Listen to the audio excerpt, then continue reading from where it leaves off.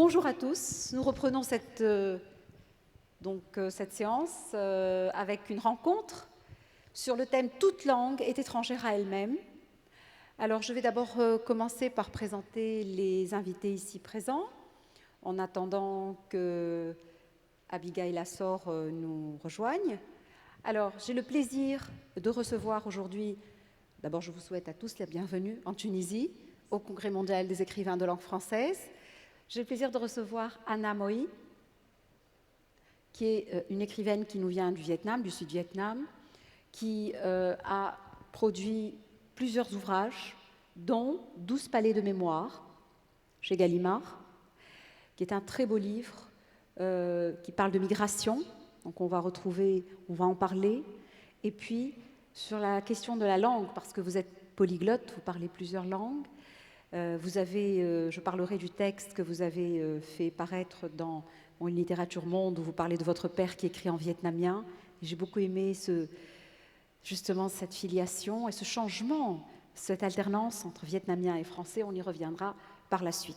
J'ai à ma droite le plaisir de présenter Nathalie Papin, qui écrit pour la jeunesse, qui est une grande dramaturge, qui est une des meilleures et plus grandes dramaturges en France, qui a produit un nombre considérable d'œuvres, alors des pièces de théâtre pour la jeunesse, et puis un engagement aussi, on le sent dans votre écriture, et puis également vous avez travaillé des coopérations qui enrichissent votre travail avec des vidéastes, avec des photographes, on en parlera tout à l'heure. En tout cas, je suis ravie de vous présenter, votre travail, et puis aussi de parler de la langue du théâtre, puisque quelque part, cette étrangeté qui peut habiter la langue, eh bien, elle est aussi liée à quelque chose qui est la mise en mots dramaturgique. On en reparlera.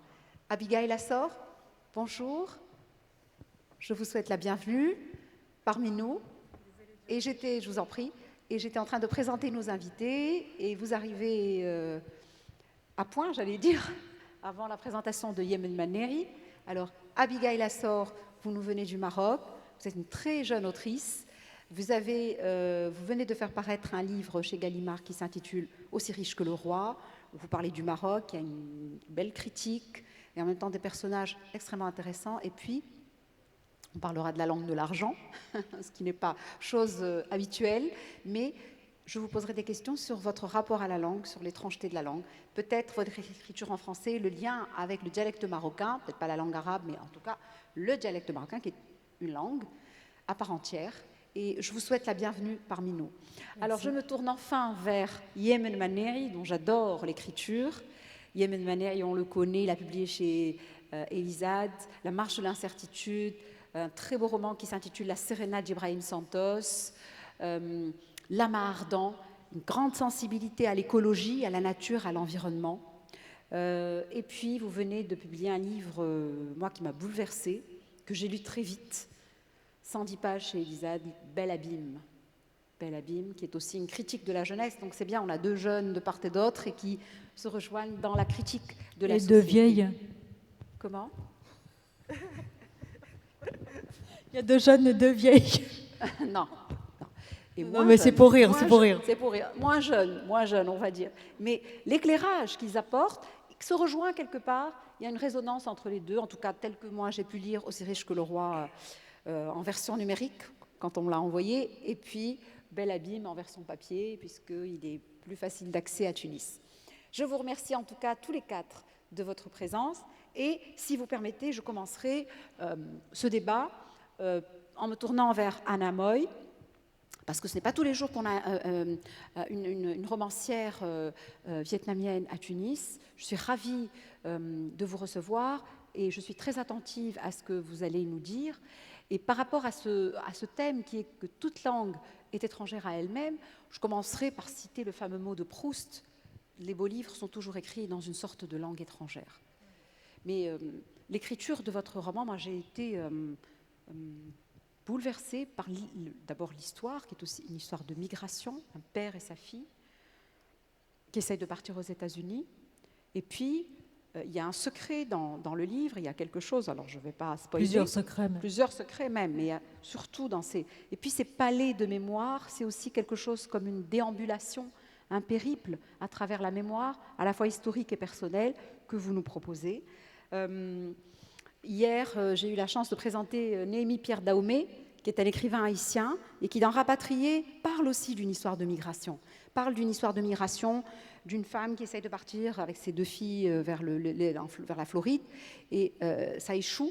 Et là, on est toujours dans une histoire de migration. Alors, quelque part, peut-être que ça inspirera Nathalie Papin pour peut-être une future pièce, mais c'est quelque chose qui est, pour le coup, vécu par les jeunes beaucoup. En tout cas, en Tunisie, on a de la migration clandestine vers l'Italie, vers Lampedusa. Ça, il y a un phénomène, la Méditerranée se transforme souvent en cimetière marin, pas du tout celui dont parlent les poètes, mais autre chose.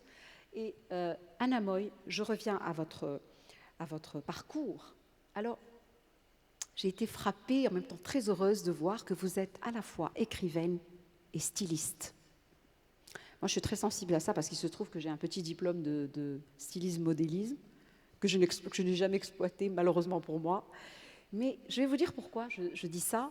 Parce que je suis professeure de stylistique, il se trouve. C'est-à-dire que je ne m'intéresse non pas au stylisme, mais au style.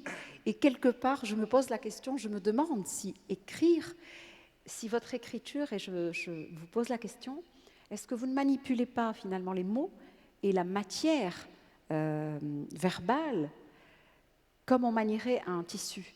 Est-ce que vous n'avez pas aussi, quand vous commencez un livre, comment ça se passe? Est-ce que vous avez la même démarche ou la même approche que lorsque vous avez un tissu et que vous le tâtez à partir de la matérialité? Je vois de Lycée Miyake, je crois. Quel est le parallèle qu'on peut faire dans votre démarche d'écrivaine entre vos 2 compétences, je dirais? Tout d'abord, je voudrais exprimer mon plaisir d'être ici à Tunis. Je pense que j'ai une voix effectivement différente et pourtant pareille, parce que les êtres humains se ressemblent quand même beaucoup. Maintenant, pour répondre à votre question, c'est une question qui m'a été posée à plusieurs reprises et en fait, de mon point de vue, il n'y a pas vraiment de similitude entre la création textile et la création littéraire. Pour plusieurs raisons. Par exemple, un livre, je mets entre 5 ans et 10 ans pour l'écrire. Un vêtement, vous savez, en quelques heures, c'est fait. Et puis par ailleurs, le vêtement, finalement, moi je me contente de faire un dessin, de choisir une matière appropriée au dessin en question pour le tomber, la couleur, mais ensuite je confie la réalisation à un modéliste. Vous qui avez pris des cours de modélisme, vous voyez ce que je veux dire, il y a la coupe qui est très importante, voilà. Et ce n'est pas moi qui fais la coupe, je me contente de regarder le vêtement, enfin ce qu'on appelle la toile, c'est-à-dire l'esquisse du vêtement faite dans une toile peu chère au départ pour ne pas gâcher le tissu. Et ensuite, je constate les volumes, est-ce que ça convient, etc. Ensuite, on fait le vêtement, mais je n'interviens plus finalement. Vous voyez. D'autre part, un vêtement qui est un peu raté, on va dire, on va quand même le vendre. Il va quand même fonctionner. Je veux dire, raté de mon point de vue, bien sûr, que ne satisfait pas tout à fait ma vision initiale. Je peux quand même le mettre en boutique, il y aura des gens pour l'acheter. Mais pour moi, un texte, soit il est vraiment juste, soit il ne voit jamais le jour. Je veux dire, il part directement à la poubelle, dans la poubelle de mon ordinateur. Donc, personnellement, je pense que non, il n'y a pas vraiment de similitude. Je reviens juste à ce que vous disiez sur les 12 paliers de mémoire et le fait que, et puis pour retrouver la thématique d'aujourd'hui, cette langue étrangère. Il y a 2 personnages dans mon livre, 2 personnages essentiels, un père et sa fille qui fait ce périple donc en mer, et le père parle normalement, si je puis dire, et la petite qui a 7 ans, elle parle son langage qu'on comprend parfaitement, mais qui n'est pas correct. Voilà, c'est un français qui n'est pas correct. Donc. Alors, moi, je reviens à ce que vous avez dit par rapport à la relation entre créer un vêtement. styliser un vêtement et styliser un livre. Et là, ce qui est extraordinaire, c'est que, en fait, aussi, j'étais en train de penser pendant que vous parliez, je me suis dit, en même temps, dans l'écriture, et moi, je reviendrai à ce très beau texte, cette lettre, enfin, je ne sais pas s'il y a une lettre, mais vous parlez de votre père et de votre mère, j'étais très touchée. Quand on fait un vêtement, il n'y a ni père ni mère à l'horizon, hein, normalement. Enfin, peut-être que si, l'habit ou le vestimentaire peut inspirer. Mais pas autant que pour un livre. Je veux dire que quand vous investissez votre propre personnalité, votre identité, votre moi dans l'écriture, quelque chose, en tout cas, c'est par rapport au texte pour une littérature monde, vous dites ce lien très étroit entre votre mère et vous. Vous dites c'est grâce à elle, quelque part, et peut-être contre elle. Enfin, il y a une paradoxe qui est très fin, très subtil, et très subtilement dit dans ce témoignage de votre propre expérience d'écrivaine, qui m'a beaucoup frappée. Et en même temps, alors je vais vous dire une chose qui va faire peut-être qui est un lien, vous allez dire, est-ce que vous avez trouvé ça, mais quand même, vous dites que vous êtes né une année après la bataille de Dien Bien Phu. Et la bataille de Dien Bien Phu au Vietnam, elle a été absolument, sur le plan historique, décisive, parce quelque part, elle s'est répercutée dans l'indépendance de la Tunisie, parce que le général Van Giap, par les historiens ici, ils savent quelle personnalité qu'il était et comment l'action politique de ce général et la victoire de Dien Bien Phu a été déterminante et décisive sur l'indépendance, le processus de décolonisation. Et mon père est historien, géographe et historien, il a écrit un texte sur cette question. Et c'est très important peut-être de le dire aussi, ça nous fait un lien toutes les deux. D'accord. C'est bien.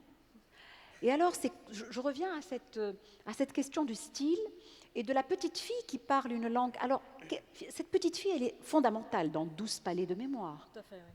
Est-ce que vous pourriez nous en parler un petit peu, sans entrer dans le détail de l'histoire elle-même, mais elle est là, elle porte un regard complètement différent de celui du père.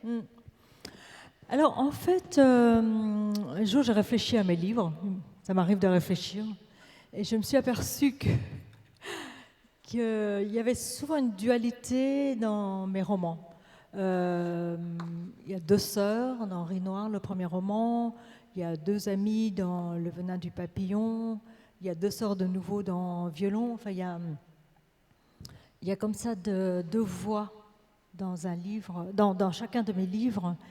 Et donc, dans 12 palais de mémoire, j'ai la voix du père très distincte, puisque j'ai séparé carrément les chapitres, un pour le père et un pour la petite. Et je me suis aperçue après que ce sont peut-être deux aspects de ma personnalité. Enfin, c'est compliqué dans le sens où, à la fois, il y a eu un côté sombre chez moi, peut-être dû à une enfance vécue pendant la guerre et donc l'angoisse de la mort, etc. Mais il y a un côté aussi chez moi de quelqu'un qui rit constamment, qui introduit de l'humour dans ses textes, qui a envie de se marrer dans la vie. Et je pense que la voix de la petite fille correspond à cette personnalité-là. Je pense aussi que cette dualité, c'est la dualité de mon regard sur le monde, sans doute du fait de ma double appartenance à la fois à la culture française et à la culture vietnamienne, qui sont peut-être différentes, mais avec quand même je pense, des affinités, parce que de fait, ce sont deux peuples qui s'aiment beaucoup. Et y compris pendant la période coloniale, je vais peut-être me faire assassiner pour avoir dit ça, mais le fait est qu'il y a eu des énormes amitiés, enfin des amitiés très profondes entre les gens, entre les Français et les Vietnamiens, y compris à l'époque coloniale, où je pense d'ailleurs que le colonialisme français a été particulier au Vietnam, dans le sens où les Français sont arrivés dans un pays qui était structuré, il y avait déjà une administration mise en place, et donc il y a eu, je pense, des rapports avec les colonisés qui étaient peut-être différents que dans d'autres pays. Et notamment, les Français ont créé des écoles au Vietnam, ce qui a été pour les Vietnamiens une occasion fantastique en fait de s'alphabétiser tous, d'accéder à la culture, aux textes, etc. Donc il y a une reconnaissance vis-à-vis de voilà. Et une autre chose que je trouve très importante, c'est que les Français ont créé au Vietnam des écoles de beaux-arts. Or, pour considérer qu'un peuple peut accéder à l'art, c'est faire preuve, je pense, d'un respect des personnes administrées pour se dire, voilà, ils sont accessibles à l'art et donc on va les former. Et de fait, ces écoles, il y a eu 3 écoles essentiellement, Saigon, Hanoï et Bien Hoa, où il y a une école de la sculpture, par exemple, et c'est quelque chose de très particulier en Asie, où la représentation humaine est, je crois, comme dans les pays arabes, interdite. C'est tabou, voilà. Et les Français ne le savaient pas quand ils sont arrivés, donc voilà, en toute innocence, ils ont créé une école des beaux-arts axée sur la sculpture, donc à Bien Hoa, avec des modèles vivants. Je ne sais pas si vous imaginez, dans les années 20-30, de faire chose pareille.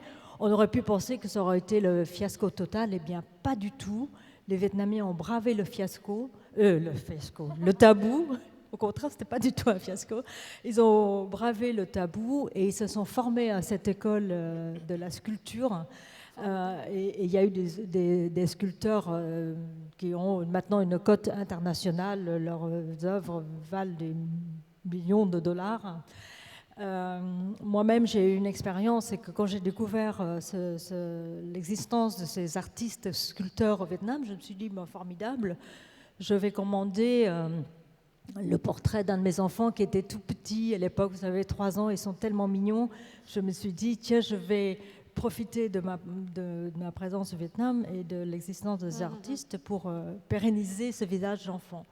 Donc, on m'a donné quelques contacts. Je téléphone à une sculpteur. Elle me dit, mais l'enfant est-il vivant ou mort? Et en fait, le tabou est revenu, c'est extraordinaire. C'est que là, dans les années 80, le tabou est revenu et donc on ne fait plus de sculpture de personnes vivantes. Et donc cet art est sombré maintenant dans l'oubli de nouveau et il ne subsiste que de cet apprentissage de cette école des beaux-arts que ce qui a été fait dans les années 20-30. Et je surveille régulièrement les ventes aux enchères pour voir si je peux en acquérir encore, parce que j'ai une collection de ces bustes en bronze. Et récemment, j'ai une amie aussi qui me rabat, si je puis dire, les annonces. Et je vois donc une sculpture que je ne possède pas, d'un artiste, c'était signé. Et le prix d'estimation, c'était 500 €. Je me suis dit, bon, allez, 500 €, je vais porter une enchère. Et c'est arrivé à 7 000 €, je crois. Donc voilà. Alors moi, c'est passionnant. Je voudrais revenir à cette fondation. Nous, on n'a pas eu, la France n'a pas fondé d'école de beaux-arts chez nous. On l'a fondé nous après. Bon, c'est pas grave. Mais je voudrais revenir à ce texte, très beau texte. Alors évidemment, j'ai pas dit que vous avez publié avant ce livre. Il y a eu Le Venin du papillon, Riz noir. Vous avez tout publié chez Gallimard, je crois.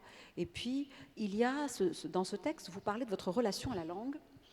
Et cette relation, elle est... Alors, moi, en même temps, je l'ai lu, c'est oui, une dizaine de pages, mais très dense, et qui ont éveillé des questions en moi.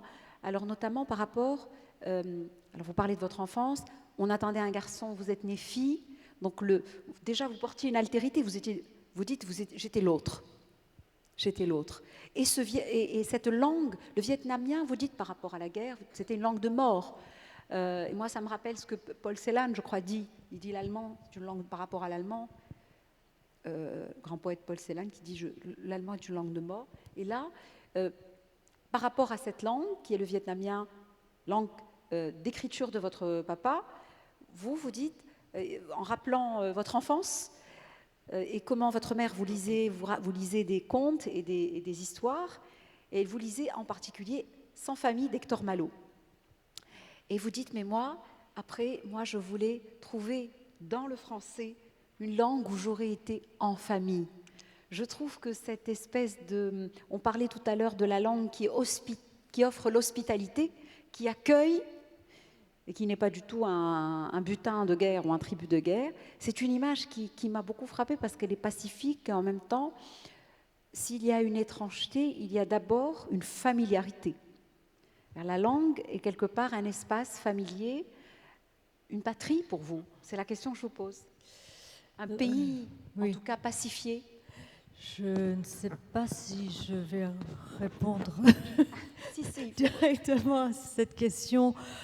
Dans le sens, je pense que quand j'écris que je suis en famille maintenant, ce n'est peut-être pas forcément en français, enfin dans une langue, oui, mais plutôt dans une communauté d'écrivains de langue française. Voilà.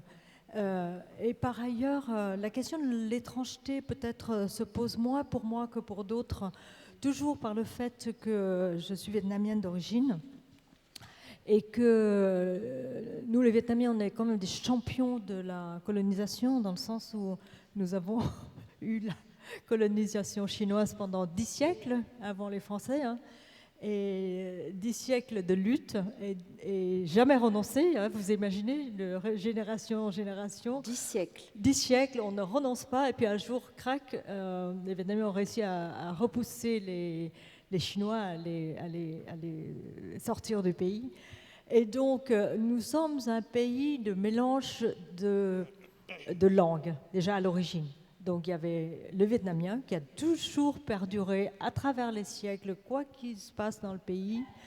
Il y a eu le chinois, donc évidemment, un certain nombre de Vietnamiens sont des locuteurs de chinois. Et pendant un moment, ils étaient considérés comme un peu une sorte d'élite, hein, parce que l'apprentissage du chinois et des idéogrammes est compliqué. Ensuite, on a parlé français, puisque les Français sont venus avec leur langue. Ensuite, il y a eu les Américains. Donc, enfin, les Américains dans le sud et les Russes au nord. Et donc, les Vietnamiens ont intégré aussi ces langues-là. Ensuite, ils sont partis faire des études dans le pays de l'Est. Donc, il y a pas mal de Vietnamiens parlent l'allemand et le polonais.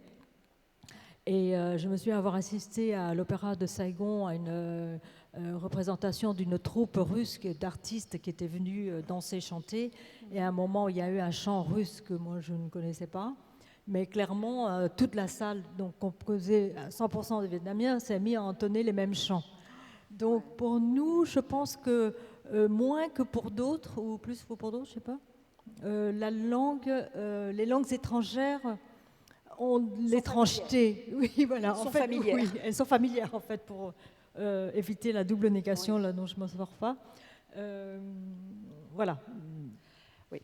Alors, ça nous fait encore un point commun parce que nous aussi, on est champions de la colonisation. Hein. On a eu les Romains pendant 6 siècles, les Vandales, les Byzantins. Hein. D'accord. Ouais, les Arabes au 7e siècle, les Français ensuite. Enfin bon, on a eu des courants et beaucoup de migrations aussi. Les migrations, ce n'est pas des colonisations, mais les migrations apportent énormément, de façon beaucoup moins évidemment violente, mais elles apportent. Et alors, cette façon de... Donc là, vous nous transmettez, vous nous suggérez une image du Vietnam culturellement, finalement plurilingue, avec une ouverture sur les langues. Et donc, il n'y a pas d'absolu linguistique, il n'y a pas d'absolu de langage. Et cette question, moi, j'aimerais revenir à la formule des palais de mémoire. Est-ce que, finalement, ces 12 palais de mémoire, alors je ne dirais pas ce que c'est, parce que je ne veux pas... mais est-ce que ce ne serait pas aussi une métaphore de la traversée des palais de mémoire, ne serait-elle pas une métaphore de la traversée des langues aussi, peut-être, et des cultures qu'elle charrie? Parce que quelque part, cette mémoire, elle est aussi constituée charnellement dans son tissu des langues qui ont enrichi peut-être cette culture vietnamienne. Je dirais que les lecteurs voient dans cette métaphore ce qu'ils veulent y voir et ils sont libres de le faire comme vous l'avez fait. De fait, j'ai reçu récemment un questionnaire d'une professeure de l'Université de Louisiane qui fait un travail sur ce texte et qui m'a demandé si, dans le fait que j'ai décrit beaucoup la peau, les corps des gens dans ce livre, si les corps humains sont aussi des lieux de mémoire. Alors, bon, évidemment, on peut interpréter... Alors, ces corps humains me font une belle transition vers Nathalie Papin. Alors, je suis ravie de présenter l'œuvre dramaturgique importante. Alors, Mange-moi, un titre qui m'interpelle. Moi, j'adore ces contes pour la jeunesse. Je trouve que c'est... En plus, j'ai pas lu Mange-moi, mais j'ai lu le résumé, parce que je n'avais pas tout.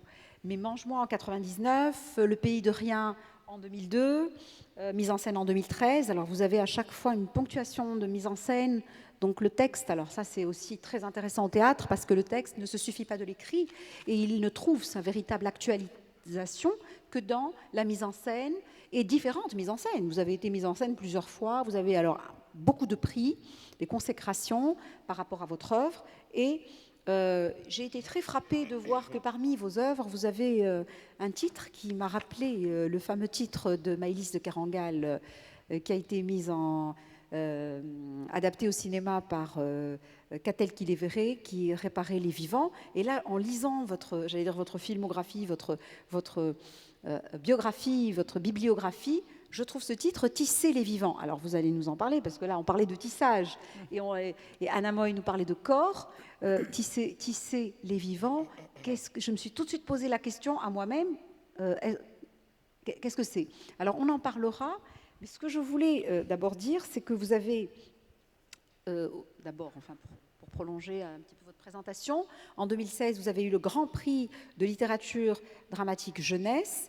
Et la première question que j'aimerais vous poser, puis on reviendra à Tisser les vivants, c'est est-ce que le théâtre permet, tout à l'heure on en parlait, une prise directe finalement sur les mots, par cette espèce je dirais, de périple qui commence par l'écriture des mots, en tout cas je ne sais pas pour vous, l'imagination d'une mise en scène par la suite, ou peut-être la préparation, la projection, les didascalies, etc. Et puis tout de suite après, la mise en scène qui donne corps véritablement au texte. Alors est-ce que vous pouvez nous parler de ce passage peut-être par rapport à l'étrangeté de la langue, d'une langue qui est celle du théâtre à une autre langue qui est celle du corps?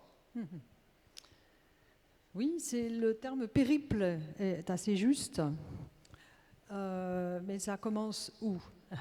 Bon, est-ce que ça commence par la parole, l'écrit? Pour moi, il n'y a pas de discontinuité entre la parole et l'écrit. Il y a des formes, il y a des passages, et le périple est parfois écrit, et surtout... Et là, peut-être les passages, c'est le silence et le temps, c'est un rapport au temps, je pense. En tout cas, j'écris du théâtre sans pensée scénique, déjà.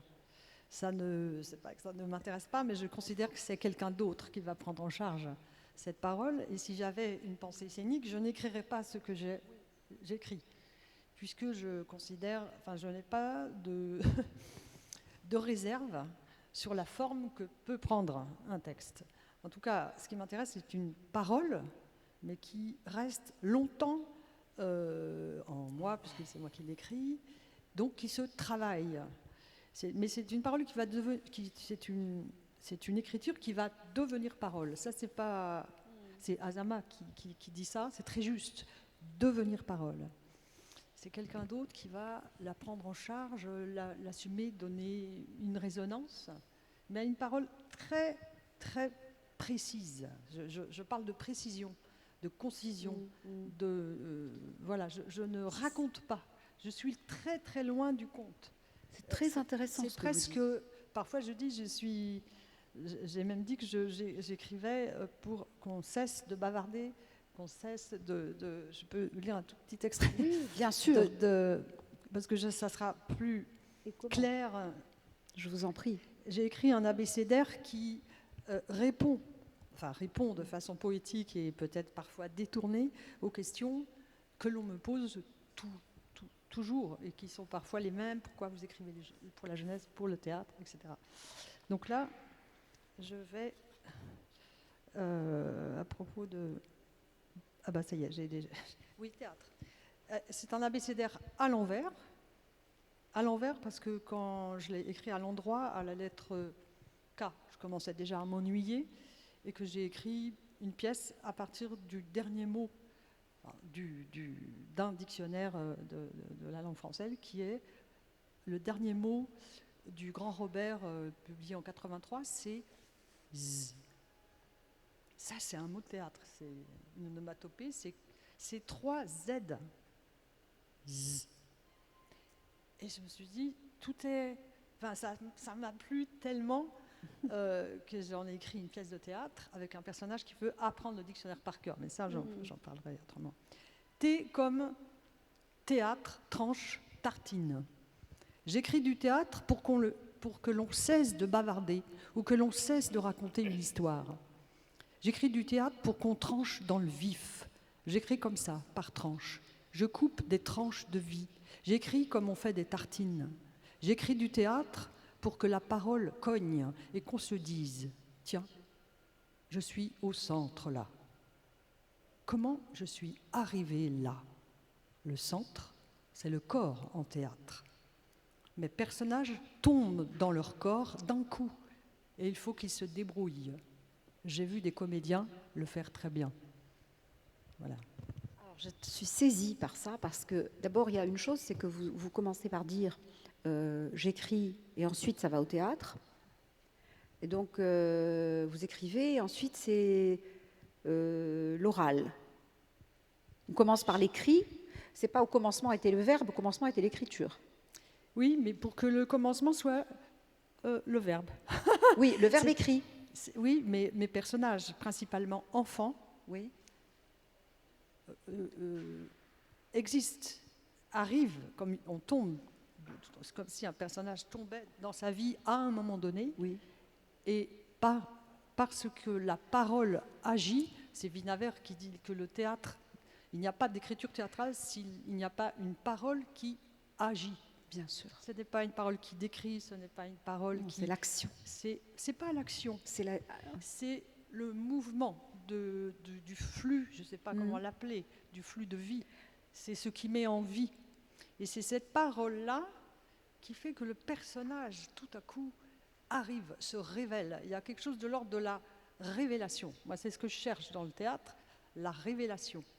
Et effectivement, voilà. Enfin, en tout cas, je fais sans cesse cette expérience de révélation qui doit se refaire par l'écriture théâtrale. J'ai une petite question. Oui. Allez-y. Nathalie, est-ce que vous considérez que vous êtes à votre démarche à l'opposé de celle de dramaturges comme Robert Lepage ou Wajdi Mouawad, qui, d'après ce que j'ai compris, écrivent leurs pièces comment dirais-je, en convoquant des comédiens et en travaillant aussi dans l'improvisation? Vous ne faites jamais cela? Si, j'ai fait ça. Mais j'ai commencé avec une espèce de rigueur, même on disait, un peu absolue, dans l'absolu. D'ailleurs, j'ai commencé mes pièces vraiment en étant seule, enfermée, sans contact avec des comédiens, et je tenais à la publication. Je tenais au livre aussi. Je voulais que ça passe par le livre, l'écrit, parce que je voulais que mes pièces soient lues, qu'un enfant puisse le lire sous sa couette tout seul, qu'un enfant puisse le lire avec quelqu'un d'autre dans la cour à voix haute, que des comédiens comme Denis Lavance, qui a été fait au Festival d'Avignon dernièrement pour ma pièce Léonie et Noélie, le lisent devant tout un peu. Enfin, j'avais envie, finalement, d'être à la fois dans le livre, à la fois sur scène, enfin pas moi, mais mes personnages. Et voilà. Et j'aime beaucoup ce que fait Wajdi Mouawad, mais effectivement, c'est une autre façon. Mais en même temps, il fait sonner tout de suite ce qu'il écrit. Il veut l'entendre par les comédiens, mais après, quand il a fait ça, il va s'enfermer et il travaille et il revient. C'est des allers-retours. J'ai pu faire ça, mais c'est vrai que ce chemin-là, un peu solitaire, moi j'en avais besoin parce que ma propre parole, elle met enfin, c'est pas ma parole, c'est vraiment une parole diffractée, puisqu'elle est plusieurs. mais faut que j'aille la chercher loin. Donc, Et comment arrivez-vous à ce premier mot qui va apporter le mouvement? C'est des secrets de fabrique, mais... c'est un surgissement, c'est-à-dire que je fais tout un travail qui précède l'écriture d'un texte. J'ai toujours une question, plus ou moins philosophique. Par exemple, dans Mange-moi, c'était la question, est-ce que l'on peut sortir de l'alternative dévorant-dévoré? Est-ce que ça existe? Est-ce qu'on peut vivre sans être dévoré? Est-ce qu'on peut vivre sans être dévorant? Et cette question m'a amené à la figure de l'ogre. En même temps, je ne voulais pas rester dans cette figure du conte, mais bon, c'est elle qui s'est imposée. Et puis cet ogre est devenu anogrexique. Anogrexique. Anogrexique. Anogrexique, oui. C'est-à-dire qu'il ne voulait plus tout à coup manger d'enfants. Ça voulait dire qu'il a été exclu de sa tribu d'ogres. Il y a eu un tribunal, etc. On lui a dit dehors. Donc il est dehors et il chemine dans l'univers et rencontre une petite fille boulimique, grosse, moyenne en classe, toujours chahutée, etc., qui, elle, a fait une fugue. Et la rencontre se fait et elle est fascinée par cet ogre. Et elle est juste. Et quand elle réalise, elle fait l'expérience de l'attachement. Parce que c'est une enfant détachée, enfin, c'est par la souffrance, et elle fait l'expérience de l'attachement, mais au point qu'elle quand elle comprend qu'il va mourir, parce qu'elle veut plus, d'abord elle voudrait être un ogre elle-même, et puis quand elle comprend qu'il peut en mourir, elle va tout faire pour le sauver. Donc elle va faire un chemin pour aller trouver la nourriture qui peut sauver l'ogre. Moi, j'ai lu justement l'histoire de Mange-moi, j'étais très impressionnée parce que là j'ai noté cette histoire d'anorexique et puis en fait il tire la ligne d'horizon pour manger les choses. Alors il peut manger un paysage, il peut manger un désert, il peut manger une montagne, et en même temps c'est un conte un peu écologique, mais je trouve qu'il y a une dimension surnaturelle, fantastique dans vos histoires. Oui, il y a cette dimension métaphorique, mais qui est une traduction, d'une certaine manière. Et il y a une jubilation aussi dans l'imaginaire, dans ces images aussi, puisque au bout du compte, on arrive à des images. Je ne veux pas trop... Non, au contraire. Aussi, oui. Mais je reviens aussi à la deuxième chose que je voulais dire tout à l'heure par rapport à ce que vous avez explicité dans l'approche du passage de l'écriture à la mise en mots théâtrale, dramaturgique. C'est ce que vous avez dit sur le centre et périphérie. Ça m'a beaucoup intéressée parce qu'en fait, la périphérie, ce sont les mots qui se construisent, donc qui se tissent, les mots vivants. Et ensuite, votre démarche, c'est une démarche qui vous mène vers cette périphérie-là, avez-vous dit tout à l'heure, vers le corps qui est le centre, en fait. Et moi, ça me rappelle la démarche en rhétorique. C'est pour ça que tout à l'heure, je vous ai dit action. C'est-à-dire qu'en rhétorique, quand il y a l'élocution, la disposition, on construit le discours, on trouve le thème, on le met en mots. L'élocution, c'est la mise en mots. Et puis après, il y a un moment où il y a l'action, qui est en grec l'hypocrisis, qui est le jeu du comédien, en fait, sur scène, c'est-à-dire, finalement, la façon dont son corps va assumer et rendre cette élocution qui a été donnée par l'écrivain. Donc je pense que parlez-nous davantage un petit peu de ce rapport entre ce que vous appelez la périphérie et le centre. J'ai un peu de mal avec la périphérie et le centre. Je cherche le centre. Donc, vous êtes à la recherche donc, de quelque chose qui serait un centre de gravité Oui, c'est ça.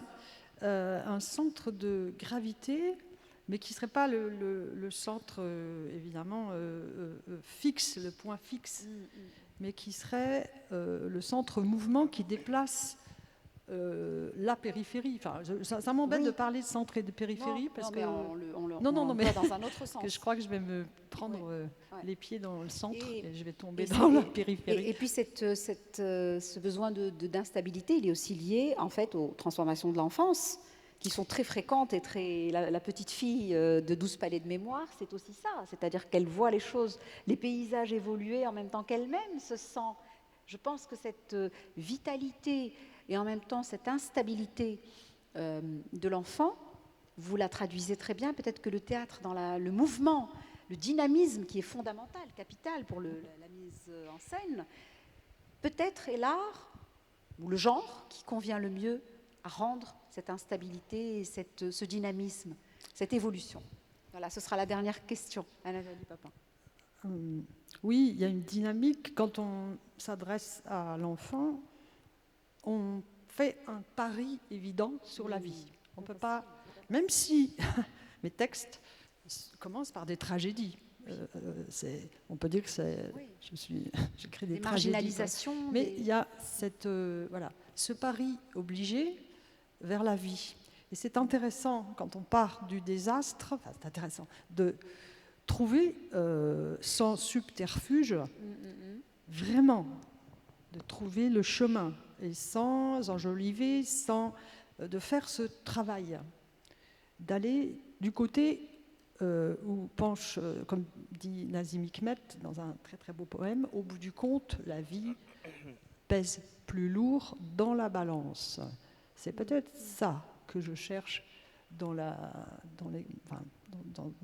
quand j'écris, et en même temps je m'adresse vraiment à l'enfant, parce que voilà, je pense qu'il est souvent, on néglige de s'adresser à lui avec une exigence de la parole, mais je le comprends en même temps, hein, on le soutient, on veut qu'il apprenne des choses, etc. Mais cette parole poétique qui élargit cet espace symbolique, il est pour moi important, et ça ne cesse de m'inspirer. Peut-être un jour je m'arrêterai.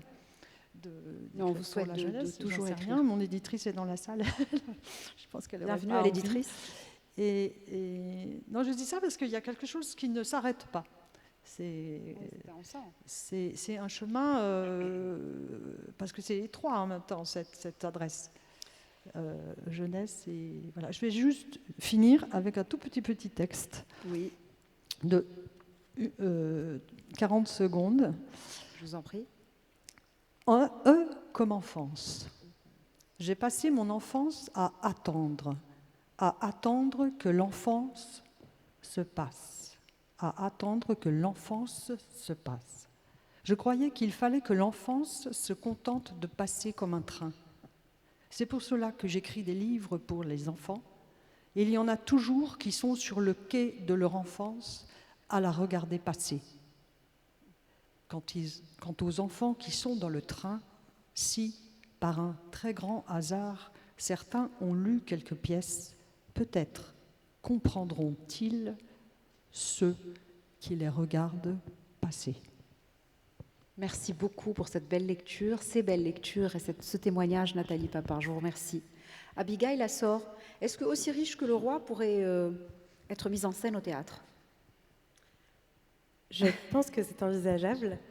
J'ai été vraiment très frappée, très touchée d'entendre Anna et Nathalie parler, et puis employer pour Nathalie le mot de centre et pour Anna le mot de justesse.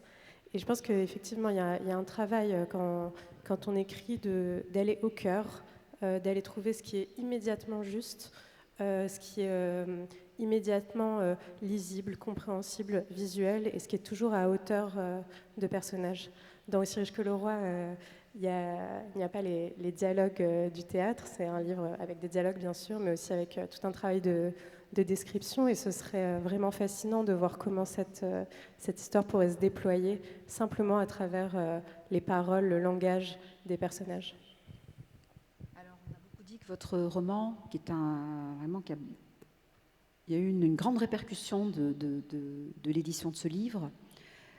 D'abord, vous êtes très jeune, vous venez du Maroc, et puis ce livre est aussi traversé par certaine tradition filmographique.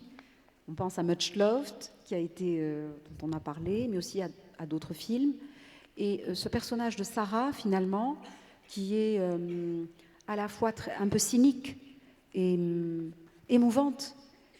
On sent ce mélange à la fois de cynisme, comme une carapace qu'elle se fait contre justement l'avenir, qui est tout à fait insécurisée, parce que évidemment elle vise un mari riche Et ce malheureux Driss, qui est un personnage à part entière dans le roman, il est là.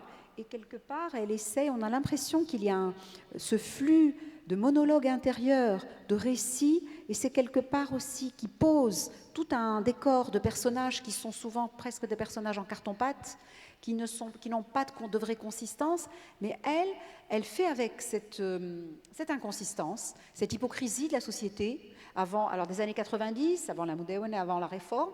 Et est-ce que vous pourriez nous en parler un petit peu, avant qu'on essaye de peut-être aller avec une petite loupe dans votre façon d'écrire et de vous exprimer?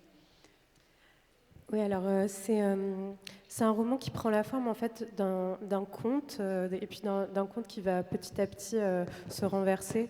Ça commence avec des personnages un peu archétypaux, peut-être à la manière d'une histoire pour enfants. Donc il y a un garçon à la fois très riche et très laid, et puis une jeune femme très pauvre et très belle. Ça commence comme ça, et puis après ça se transforme, ça devient petit à petit une histoire de domination sociale, et puis ça parle bien moins finalement de ces deux personnages que de ce que le Maroc propose aux jeunes gens, de ce que le pays propose comme vie. C'était intéressant d'accompagner Sarah dans cette déambulation dans la ville, parce que c'est à la fois, c'est vrai, vous dites monologue intérieur, j'y avais pas pensé, comme le livre est écrit à la troisième personne. Il y a toujours une distance, parce que je voulais rester comme ça dans cette esthétique du conte. Et en même temps, ne pas être tout à fait dans les pensées de Sarah, mais être dans ce qu'elle voit, dans ce qu'elle constate simplement, et de montrer la violence qui existe en fait dans les choses, qui est intrinsèque dans les choses. Jamais l'expliquer, simplement la montrer. Donc c'était l'objet du roman. Oui, c'est vrai qu'il y a une grande violence dans ce livre. On sent une grande violence à laquelle sont soumis les jeunes et les femmes, mais aussi les hommes. Et par rapport à votre appartenance marocaine, je voudrais quand même vous poser la question, avant d'aborder véritablement la question de la langue, parce que aussi c'est un rapport au monde, l'appartenance ou la départenance, comme dirait Mireille Rosello. Est-ce que cette espèce d'inscription dans l'univers marocain, est-ce qu'il est déterminé par des archétypes, par des tabous, beaucoup d'interdits? Et est-ce que cet idéal que Sarah a, finalement, vous pensez qu'il définit spécifiquement le Maroc, ou est-ce qu'on le retrouve ailleurs? Je pense que quand on grandit dans un pays, ce pays est toujours un petit peu cousu à soi. Donc J'adore l'expression cousu à soi. Ouais, on parlait tout à l'heure on est dans une métaphore filée.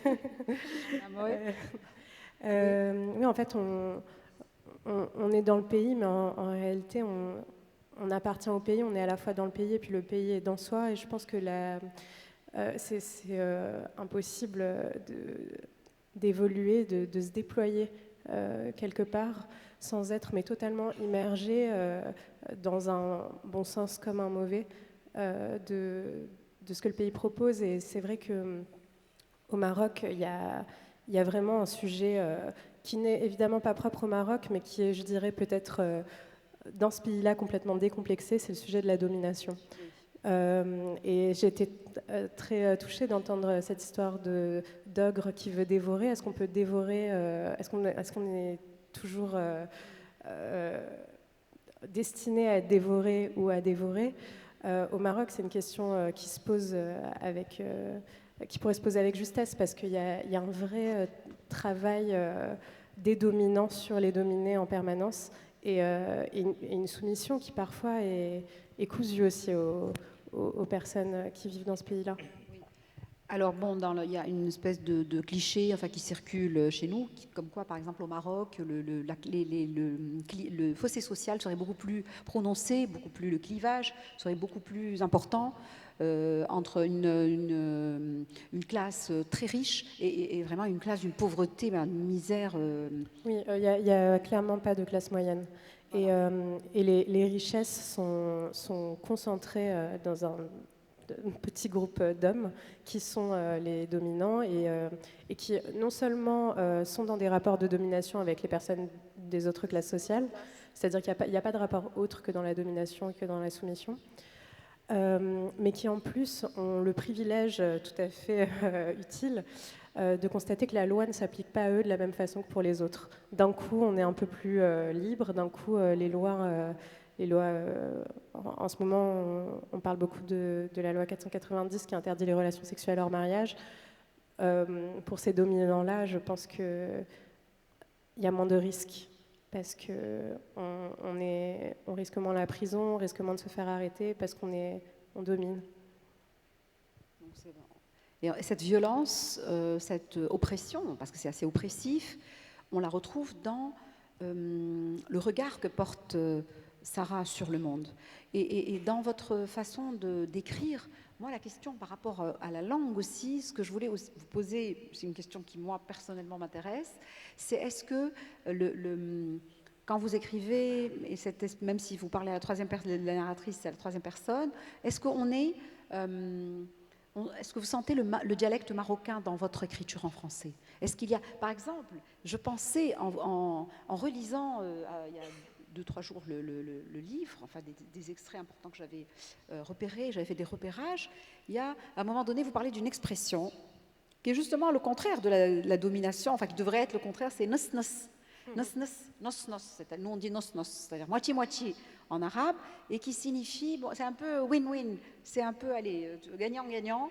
Et dans cette expression, je me disais, mais finalement, cette expression, c'est peut-être un idéal politique et sociopolitique.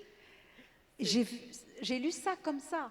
Et en même temps, il y a une définition, quand vous parlez de cette histoire de nos-nos, c'est frappant parce que on vous fait entrer aussi une forme d'étrangeté, peut-être d'étrangeté idéale, dans ce projet qui est celui peut-être d'une société qui serait, dans laquelle on trouverait moins de couples Sarah Driss.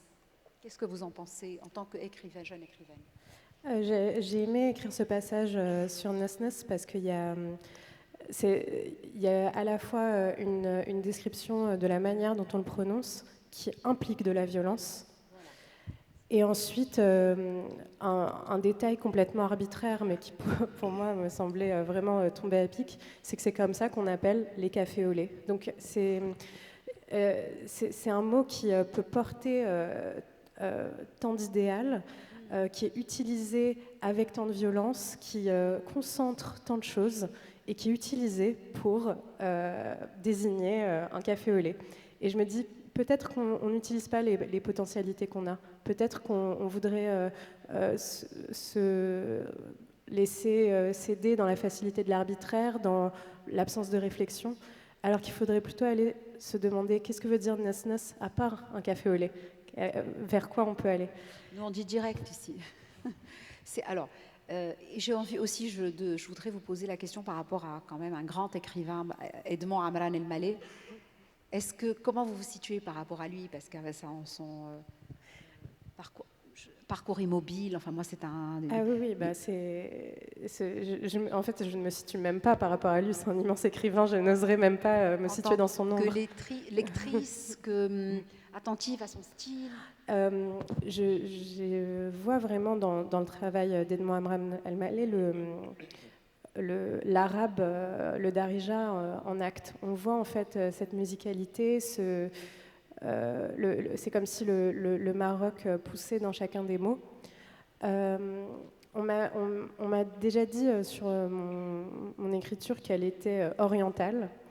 Je l'ai un peu mal pris, je me suis dit on retombe dans l'orientalisme.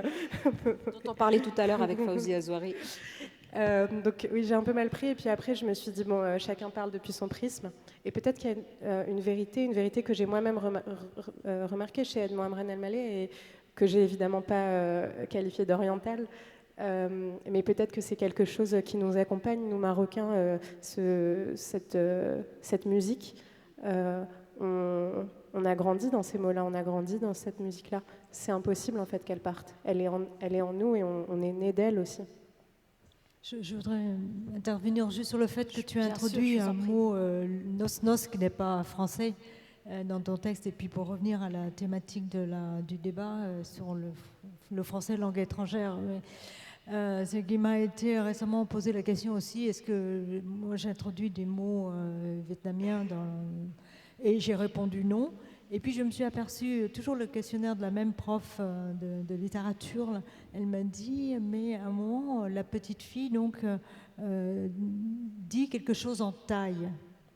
Et tout d'un coup, il m'est revenu effectivement que ça m'est venu spontanément, cette phrase dans la bouche de la petite, maman, je mets 8 pommes, qui veut dire maman, je me suis coiffée. Et en fait, c'est un souvenir extrêmement lointain de l'un de mes fils, quand il avait 3 ans, on vivait en Thaïlande. Et j'ai encore cette image de l'enfant avec les cheveux mouillés, avec son peigne, et qui me dit, maman, je mets 8 pommes. Et c'était pas volontaire, je n'avais pas l'idée, vous voyez, de mélanger, de, comme est-ce qu'on dit, créoliser la langue, mais simplement dans ce contexte-là, c'est venu. Oui, cette question finalement de la présence de la langue, en fait, l'étrangeté, je pense par rapport à ce qu'a dit Nathalie Papin aussi, qui est très vrai, c'est aussi essayer de faire résonner la langue de l'enfant, qui est une langue à part, même quand il utilise la langue de tout le monde. Je veux dire, l'invention, la créativité verbale, quand vous inventez ce mot de anorexique, c'est aussi la prononciation, c'est combien les enfants sont capables de créer des calembours, ils jouent avec les mots, et il y a à chaque fois comme une mise en abîme, c'est-à-dire quand on regarde à l'intérieur, c'est une langue, après c'est une autre langue, ensuite on entrevoit des échos, des interférences échoïques d'autres langues, et on retrouve ça chez vous quatre, je dirais. Pour reprendre ce qu'a dit Abigail Assor par rapport justement à cette question de violence, je vais passer à Yemen Maneri, qui est très sensible dans le milieu justement social tunisien qu'il décrit à cette violence. Et c'est incroyable à quel point finalement cette question de domination, Abigail Assor, en page 195 de Aussi riche que le roi, vous écrivez cette phrase pathétique qui est « Dominer, je te jure, on dirait que c'est la langue nationale ». C'est-à-dire que c'est la domination qui devient la langue nationale. Et je pense que pour ceux qui vont avoir aussi le bonheur de lire avec Aussi riche que le roi, avec les œuvres de Nathalie Papin, de Mange-moi, avec 12 palais de mémoire, Bel abîme de Yemen Maneri, publié chez Elisade. Il fait de très beaux livres qu'on tient bien en main, qui sont très belle qualité littéraire. Eh bien, on a également cette violence, j'ai presque envie de dire, cette nouvelle langue, chez des nations qui sont confrontées d'une façon échevelée, brutale à la mondialisation, à des souhaits d'enrichissement, à des désirs, à la crise mondiale, à la crise économique, à la perte de tout espoir, parce que c'est aussi ça, c'est un petit peu un désespoir, c'est de l'amertume. Pour Sarah, c'est du cynisme. Pour le personnage de Yemen Maneri dans Bel abîme, c'est vraiment, on est confronté, je crois qu'il il est au collège. Il a 15 ans. Oui, et c'est un petit jeune qui est confronté d'abord à la violence de l'école, confronté à la violence paternelle, confronté à la démission maternelle face à la violence paternelle, et puis il trouve un seul recours. Alors, comment, moi j'aimerais bien que vous entriez en interaction, en résonance du moins avec Abigail. Vous avez pratiquement le même âge tous les deux, ou presque, et vous portez ce regard très incisif sur la société, vos sociétés respectives, marocaines et tunisiennes. Yemen Maneri. Alors, le début de l'écriture de Bel abîme est venu au mois de novembre de l'année dernière,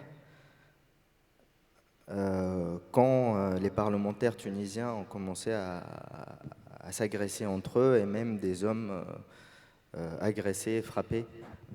Les parlementaires, les députés tunisiens au sein de Parlement, en fait, fameuse séance de catch. Oui, et en fait, j'étais vraiment bouleversé par ce que je voyais. C'est toujours très dérangeant de voir des parlementaires se taper dessus. J'ai déjà vu ça dans certains pays où le dialogue et l'altérité n'est pas forcément respecté, et on pensait qu'avec la révolution qu'on avait mis en place, que c'était ce qu'on cherchait, que c'était la dignité et l'écoute de l'autre qui avaient déclenché nos envies révolutionnaires. et voir les députés au sein de ce Parlement profaner nos ambitions de tolérance et d'ouverture à l'autre et d'écoute de la voix des plus faibles m'a littéralement scié au point que j'en étais physiquement devenu malade. C'est-à-dire, je n'arrivais pas à trouver le sommeil et il fallait que je réagisse d'une certaine façon ou d'une autre, comme j'ai été aussi bouleversé par l'assassinat de Brahmi et de Belaïd qui ont déclenché chez moi l'envie d'écrire mon précédent roman, L'âme ardente. Donc l'écriture pour moi est un acte aussi thérapeutique qui me permet d'aller mieux, qui me permet de sortir de moi la violence que la société nous propose en spectacle permanent. Et j'ai choisi pour ce roman la voix d'un adolescent, parce qu'un adolescent n'est ni dans le compromis ni dans la compromission, il est dans l'instant présent et il est révolté par nature, alors que s'il y a encore de l'injustice, il a beaucoup plus de raisons pour se révolter et pour dénoncer que potentiellement les autres peut-être composants de la société qui peuvent en fait à un moment s'arranger, dominer, trouver leurs victimes. Quand on est petit dans ces sociétés, quand on est sans voix, on est vraiment à la merci de tous. Donc cet enfant, il l'était, et à un moment, il a dit stop, il est rentré dans ce cercle de violence pour une histoire d'amour contrarié. Je ne sais pas s'il faut que je spoile le livre ou pas, mais en tout cas, il n'a trouvé l'amour et la paix que dans les yeux d'un animal qu'il a chéri et qu'on le lui a arraché. Alors, du coup, il a demandé des comptes à la société et il lui a fait son procès. Et c'est le sujet de l'écriture. Et c'est la première fois pour moi que j'emploie le jeu narratif. Ce n'est pas une habitude pour moi. Et c'est la première fois que j'écris un livre en une semaine. Ce qui ne m'est jamais arrivé parce que d'habitude, je mets plusieurs mois, voire des années. Là, en fait, c'était quelque chose de fulgurant, de viscéral. Et je pense qu'à la lecture, on peut sentir ça. On le sent très bien, parce que c'est un souffle continu du début à la fin, et c'est un réquisitoire contre alors ce que vous appelez, page 17, un pays sens dessus-dessous. Et alors, pour revenir à la problématique de la langue, il y a un truc incroyable, c'est que cet adolescent, qui est encore presque un enfant encore, il est élevé dans le silence, dans le mutisme. Il ne doit pas parler. Il a sa parole qui est confisquée. En fait, c'est l'expérience qu'on a tous fait quand on était enfant, de tais-toi, fais pas de bruit, donc touche pas. C'était l'enfance de ma génération et malheureusement ça continue. Par exemple, j'ai vu quand j'étais en train d'écrire ce livre, j'avais peur d'avoir une vision, parce que même si je suis jeune, je me sens un petit peu vieux. J'ai 40 ans et donc je me suis dit, est-ce que mon enfance est la même que celle de ces générations actuelles? Et je me suis renseigné et j'ai trouvé qu'en Tunisie, encore aujourd'hui, l'UNICEF nous classe comme le 4e pays le plus violent envers l'enfant en termes de violence domestique. Il y a 300 jeunes par jour qui essayent de fuir le pays par la mer, si bien que le ministre des Affaires étrangères italien se demande si la Tunisie est un pays en guerre. Mais la violence n'est pas uniquement le propre des pays en guerre. Il y a une grande violence dans notre société, même si on ne reçoit pas des bombes. Les bombes psychologiques, elles sont là tout le temps. Et en effet, il a une voix singulière, sans concession et provocante. C'est une guerre larvée, en tout cas, elle ne dit pas son nom. Une guerre larvée. Et à un moment donné, le jeune garçon qui s'exprime dit « Non, je n'ai pas ma langue dans ma poche ». Alors, du coup, Ce n'est pas du tout une question de langue étrangère ou d'arabe ou de français, mais c'est une question de parler pour vivre, parler presque pour sauver sa peau. On m'a toujours, quand j'étais enfant, reproché d'être insolent, alors que l'insolence d'un enfant est un gage d'insoumission et d'envie de liberté. Donc, cet enfant est en fait est irrévérencieux, il est insolent envers les gens qu'il a constaté, qu'il qualifie comme hypocrites, parce qu'en fait, on est dans le royaume de faites ce que je dis et ne faites pas ce que je fais. Il y en a plusieurs, malheureusement, dans nos sociétés qui ne sont pas à la hauteur de l'exemple qu'on doit donner. Et il n'a pas sa langue dans sa poche. Et pour revenir sur toute langue est étrangère à elle-même et ce thème-là, ce qui est saisissant dans cette duplicité de langues dans laquelle je peux vivre, parce que je suis un amoureux de la langue arabe et aussi j'aime beaucoup la langue française, bien entendu, c'est la possibilité d'observer une langue d'un autre spot, de changer constamment de phare pour essayer d'observer les ressorts de la langue qu'on regarde en face. Et par exemple, dans la langue arabe, la langue, c'est une chose et l'instrument de le dire est une autre. Al-lisan n'est pas la même chose que al-lugha, alors qu'on confond un petit peu dans la langue française l'instrument et l'instrumentaliste.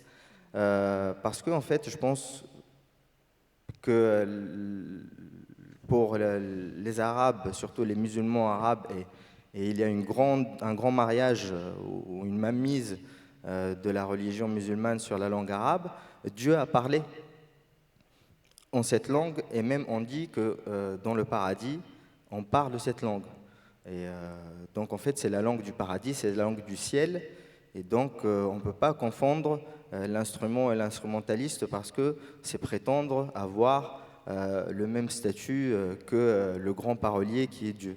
Alors que dans une langue qui a divorcé du sacré, qui est la langue française, et ben en fait l'instrumentaliste et l'instrument peuvent se confondre, et personne ne prétend connaître tous les confins de la langue, si bien que si on prend la métaphore soufie de la vérité, qui est un miroir cassé dont chacun d'entre nous a un bout, et que la vérité n'éclatera que quand on mettra tous ces bouts de miroir ensemble, eh ben la langue c'est un petit peu pareil, chacun en possède un bout, et elle n'est pas complète, elle est dépendante de chacun.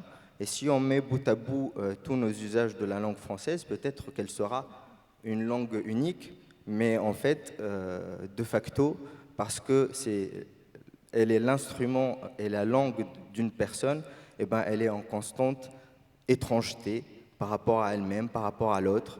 Elle est un peu bizarre aussi par tous ces apports-là qui viennent de toutes les autres langues, si bien qu'une fois, un professeur, quand j'étais en France, a étudié les mathématiques, il me disait « Yamen, allez, fais un effort, c'est aussi évident qu'un chien qui s'appellerait Médor. » Je lui ai dit « Écoute, moi les chiens dans mon pays, ils ne s'appellent pas Médor. L'évidence chez nous, c'est pas celle-ci. » Et donc voilà, on part toujours de cette richesse. Nous, les chiens, à l'époque, ben, ça s'appelait Bobby, quoi. Merci, mais j'adore cette façon toujours très simple, très sincère que vous avez de parler. J'ai eu la chance de vous présenter dans mon université il y a quelques années. Et alors, il y a une attention, une attention dans votre poétique aux animaux. Déjà, dans L'âme ardent, c'est un super livre, évidemment, sur le terrorisme, mais aussi sur un apiculteur. Et le soin porté aux abeilles, avec évidemment, vous imaginez toutes les translations faisables qu'on peut faire, les transferts à la société, de la société des hommes vers la société des abeilles. Et pour revenir à la violence, je vais passer par Abigail et ensuite poser une question à Nathalie. Par rapport à la violence, alors il y a une expression qui est très bien exploitée dans Bel Abîme, c'est « rahmaleh ». Alors « rahmaleh » en arabe, c'est « pas de quartier ». Pas de pitié. Pas de quartier. Pas de pitié. Et en même temps, rahma, c'est grands attributs divins, c'est-à-dire c'est la miséricorde, pitié, miséricorde. C'est-à-dire qu'en fait, tout le livre renverse, prend à rebours les plus grands attributs, les premières qualités qu'on demande et qui sont les qualités les plus recherchées. Et là, au contraire, on est dans cette rahmaleh. Alors dans le Abigail aussi, je pense, dans Aussi riche que le roi, il y a cette conscience, cette espèce de stress traumatique qu'a Sarah, on a l'impression qu'elle est tenue de réaliser un objectif qu'elle doit réaliser si elle veut s'en tirer. Et rahmaleh, c'est-à-dire pas de miséricorde, il faut qu'elle y arrive, elle n'a pas droit à l'erreur. Et cette espèce de course, je dirais, et d'obligation de réussite est aussi, dans vos romans, quelque chose qui pèse énormément et qui empêche l'existence, qui empêche d'exister, tout simplement. Je voudrais rebondir sur quelque chose Bien sûr. de très intéressant dit par Yamen, qui est le fait que la langue arabe n'a pas tout à fait divorcé du sacré. Et puis, vous disiez aussi que c'est aux enfants qu'on dit de ne pas parler. En tout cas, dans mon expérience du Maroc, c'est aux enfants et aussi aux adultes. Ça apparaît aussi dans le livre, où en fait, Sarah est presque traumatisée par les mots. Elle est traumatisée par tous les moments où elle a pu parler. Et les moments où, dans ce pays, en tout cas, on aborde des sujets qui sont peut-être pas suffisamment nobles pour cette langue encore sacrée, on a comme réponse « tais-toi ». Ça ne se fait pas, ça ne se dit pas, c'est la honte. Et donc il y a cette chape de plomb de la honte encore très forte au Maroc, peut-être aussi en Tunisie. Et j'ai trouvé très intéressante cette analyse par rapport au sacré, parce que peut-être que cette honte-là, elle vient de ce lien encore très fort avec le monde sacré. Ouais. Et puis c'est la puissance des rapports hiérarchiques qui sont absolument des rapports extrêmement cadrés, extrêmement rigides, et puis très pesants. Ils pèsent un poids morbide sur l'expression et l'évolution de l'enfant, cet enfant qui trouve un détour affectif, une espèce de transfert extraordinaire sur cette chienne qui est fabuleuse. Et bon, on ne dira pas la fin de l'histoire, parce qu'il faut absolument lire ce bouquin. N'est-ce pas, Yemen ? Oui, je suis d'accord qu'il faut absolument lire le livre, ça je dirais pas le contraire.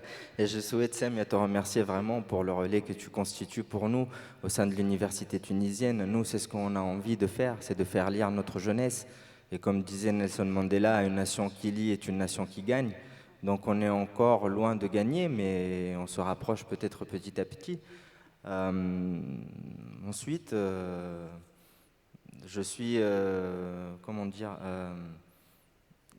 Je vais vous raconter une petite anecdote pour vous montrer à quel point peut-être on peut nous taire la vérité, ou on peut en fait ne pas donner à la jeunesse l'attention qu'elle mérite. C'est par exemple un de mes livres préférés est ce Robinson Crusoe de William Defoe, et qui était pour moi une véritable révélation. Je devais le lire. J'ai dû le lire à l'âge de 10 ans, traduit en arabe. Et en fait, Robinson Crusoe, parmi les choses qu'il a réussi à sauver de son navire qui a échoué, c'était des galons de rhum. Et la traduction, c'était Sharab al-Rum. Alors en fait, ce qu'on disait dans le livre, ce que Robinson Crusoe a raconté, c'est qu'à chaque fois qu'il n'avait pas le moral ou qu'il avait un coup de pompe, il se servait un coup de rhum et tout de suite il se réchauffait et ça allait mieux et ça lui redonnait le moral. Et le rhum, c'est une boisson euphorisante. Mais quand j'ai demandé autour de moi une explication, qu'est-ce que c'est que cette boisson fabuleuse qui donne la pêche, j'ai envie de savoir ce que c'est. On m'a dit, écoute, c'est la boisson des Romains. Voilà, point barre, on boit ça. On m'a même pas... On n'a pas pris le temps de m'expliquer ce que c'était, si bien que c'était pour moi un grand mystère.